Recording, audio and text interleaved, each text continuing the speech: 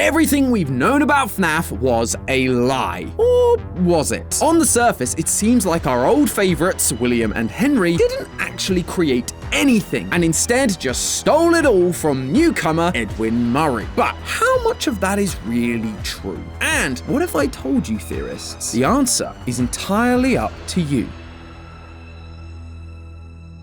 Hello Internet, welcome to Game Theory, and welcome to our fourth and final episode in our Secret of the Mimic extravaganza. It has been a wild ride, loyal theorists. We've uncovered the truth about the Murray family timeline, we've solved the mystery of mexes, and we've managed to figure out secrets of a previously suspected mimic, sun and moon. But the biggest question that I have yet to solve, and the main question I had going into this game, wasn't about the mimic, or Edwin Murray, or security breach. I wanted to know the truth about the origins of Fazbear Entertainment. William and Henry. These two characters we've known about since the beginning and yet know very little about. Where did they start? How did they create this empire? Who were they, really? But friends, nothing, and I mean nothing, could have prepared me or the rest of the internet for what we were about to witness. Spring lock assembly may be required. No!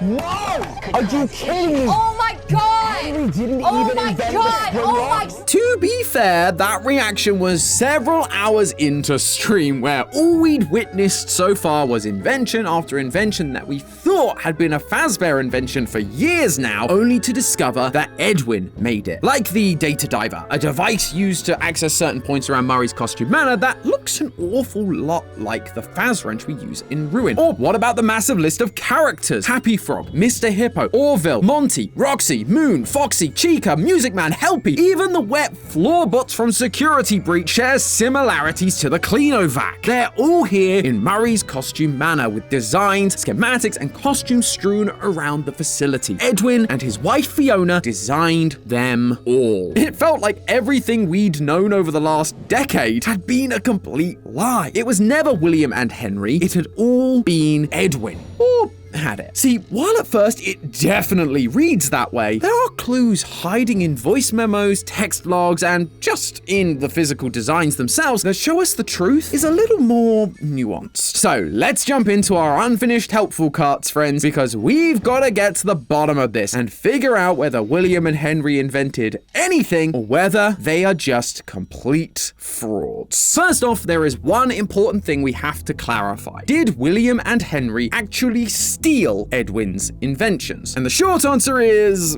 no. I've mentioned in a past few theories little tidbits of information about this, but while it was clear Fazbear had some shady business practices and were actively stealing employees trying to obtain company secrets, which is not totally legal, they never actually stole Edwin's intellectual property. Edwin was a contractor, and so they would have contracted him to make stuff for them, like the demo of Freddy Fazbear's Pizza that we see in the R&D department. And that whole process would have included contracts that decided ownership, which we sadly never get to see. I can tell you though, as a former contractor myself, typically those contracts favor the client, the person who came to you to be a contractor. When I would shoot or edit a video for someone, that would then go back to them and they would own the final product. I didn't own anything. But what about Chica, who was made for Chica's Party World, not Fazbear? Or Roxy and Foxy, who were built for Edwin's TV show idea? Those were definitely Edwin's, and Fazbear surely had no rights to them. Well, until they did. One of the text logs you can obtain is from Willie A himself, and while the message is cut off a bit at the start, the intention is very clear. Quote, software development and the entire MCM catalog. We would love to keep you on as a lead engineer. Although we now technically own the land, we would never touch the house your parents built. Afton was offering Edwin a position at Fazbear because he had just bought MCM, its remaining employees, the ground it's built on, and most importantly, its catalog of characters and inventions. Fazbear now owned everything. They never stole it from Edwin, they just stole all his employees, drove the business into the ground, and then bought the rights so that they could claim it as their own. But let's be honest here, that's kind of a small nitpick in this whole thing. The real issue here is that we believed Henry and William were these great inventors, and yet it seems like they just kind of bought everything and didn't make any of it it themselves. How could Henry claim Trapped in prisons of my making. if they weren't his making at all? So let's take a look and try to clear things up. Henry may not be the originator of most of the characters we've attributed to him over the years. R.I.P. Chica was Henry's first theory, but that doesn't mean he didn't invent any characters. From the minute you step into Murray's costume manor, you will find one item that appears everywhere in the facility: pizza boxes from Fredbear's family diner. Now, while we are visiting MCM, the place has been abandoned for a bit, but what that means is that while the place was active, so was Fredbear's diner, which makes sense given Fazbear Entertainment was a thing and had the means to buy MCM in the first place. They need some way to make money. We also see Fredbear and Spring Bonnie on a number of posters throughout the place, identical to the ones we found in Security Breach. But notice what we don't see throughout MCM. Despite promoting posters for the characters of Fredbears, we never see versions of Fredbear or Bonnie within the main facility. And that is because of this line. Every one of my creations are available for purchase or lease. For Edwin to be able to say that, he would have to own the rights to the characters. But the fact that Bonnie and Freddy are missing implies that those two characters were not created and owned by Edwin, but instead William and Henry. Edwin has posters on the walls because there's clearly a long-standing relationship between the two companies, and based on his audio log telling us that they should Just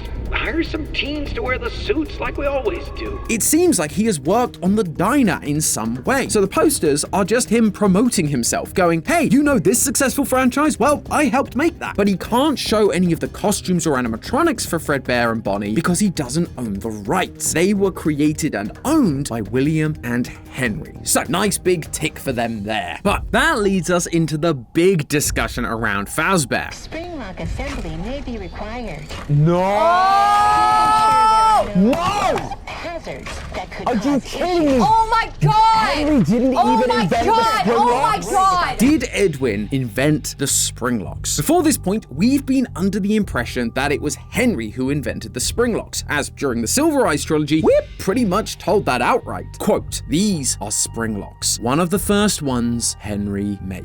But now in Secret of the Mimic, we see plenty of spring lock suits. We see messages about Edwin making them, and we even get to travel around inside them, which is kinda horrifying. However, there is one big detail that stands out pretty quickly, which made me reconsider whether this was another acquired contraption. The fact that we cannot be killed by the spring locks. Spring lock suits are notoriously finicky, causing fatal injury at the first sign of sudden movements or water, and yet we managed to fall through an entire floor and yet sustain no injuries. It's almost as if they are not the same kind of spring locks, and that is exactly the case. We receive a text log from Edwin during the game that specifically talks about updating the spring locks to sustain water damage and be okay. There's also the fact that the original spring locks were designed to be both suit and animatronic, while the new ones seem to only really be suits. And finally, the versions of Fredbear and Spring Bonnie down in the R&D department, while looking somewhat like the versions we know, have colored exoskeletons made of metal, rather than the felt-based material that would stain and discolor like we know from modern Springtrap. And to top that off, there's an audio log in the same area that talks about spring locks being used for a long time before this moment. It would be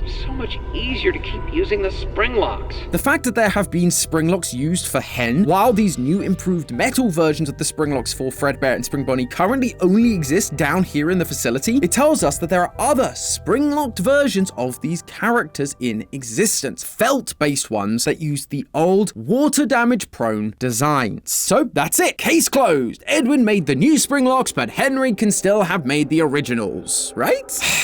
Well, I really wanted that to be true. Believe me, I did. But when Ash and I went back to find all the secrets on GT Live, we discovered this message on one of the Mrs. Helpfuls to Edwin from Fiona. I'm worried about the new suit design. One of my costumers, Vic, nearly lost his hand today. All he did was spill a can of pop and the thing snapped shut like a bear trap. Fiona is worried about Edwin's springlock designs, and the one her team member was wearing does end up having an issue with water damage. It's almost like that text log we read earlier was a response to Fiona's request to check out the problems, because Edwin was involved in the creation of the original designs. This isn't the only time Fiona is worried about Edwin rushing out designs that later cause problems. problems either. You have a lot of new ideas and new projects coming in. The staff can't keep up with all your changes. But I think you need to step back a little and focus on one project at a time. This is a pattern of behavior for Edwin. He sprints through dozens of projects, moving on to the next one so fast that his previous invention isn't fully finished, leading to a bunch of failures and returns like we see in the text logs. And so the idea that these springlock suits that were incredibly dangerous and faulty were also Edwin's creations